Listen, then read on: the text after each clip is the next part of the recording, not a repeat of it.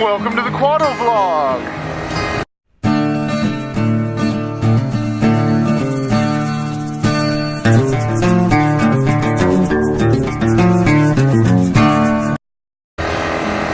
I thought I'd show you this, and you may have seen it from previous videos, especially on my KLX. I've done a couple videos where I've pushed or rode my bike on these trails. And just a little bit of background, it's kind of unique. This used to be a rail bed. There used to be a railroad on this path or road or whatever you want to call it. And, you know, obviously it was for trains. And it's pretty cool because the local ATV Association and many other volunteers and public groups like running clubs and other things like that. I think there's a cycling group or two that get involved.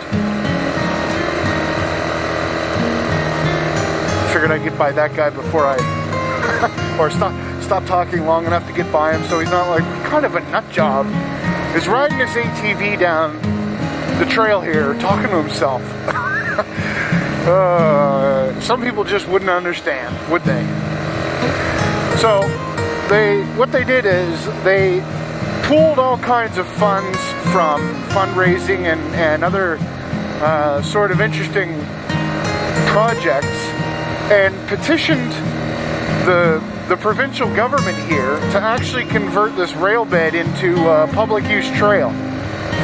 And if you've seen that before in one of my videos, I had a good close-up of one of the signs and it says, "No motorcycles." And I find that kind of unfortunate, but I do understand it because of the impact they have versus a vehicle like this.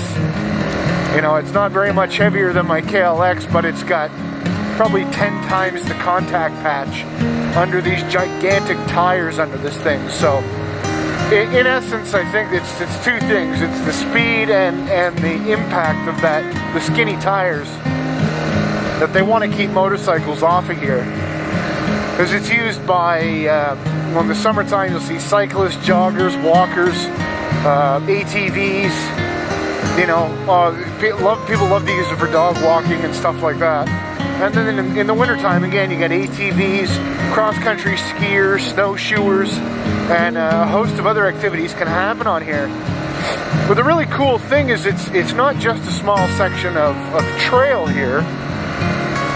It actually travels from the nearest major city, which I'm going to give out a little secret here, something I haven't talked about, but I was discovered. Recently acquired a new subscriber, and thank you. You figured it out. You were the first one out of anybody that's watched my videos to figure out that I am in Nova Scotia. And the nearest city to me is Halifax.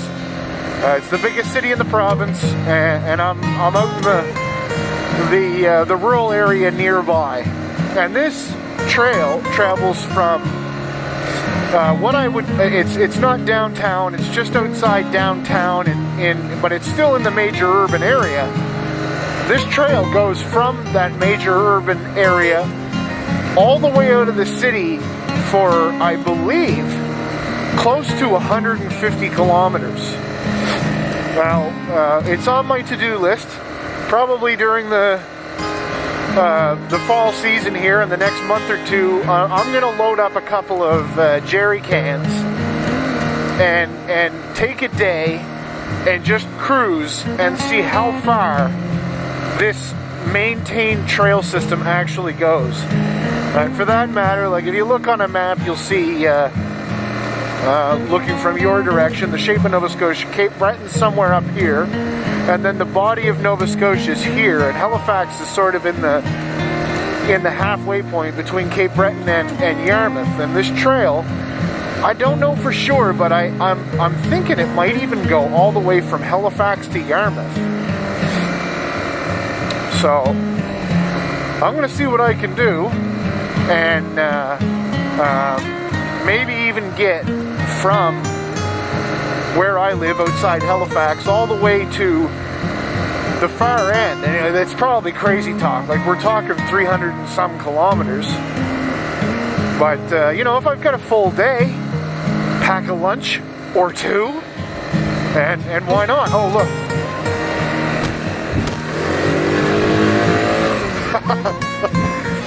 Oh, now see there's a throwback to some motovloggers. Motovloggers love tunnels. So there you go, tunnel for you. All the way from Halifax, Nova Scotia. In any case, so that's what you might see a lot of in my videos. The trail system here, they call it the rails to trails. And we'll be back soon. Stay tuned. Thanks for watching, as always. Have a good one.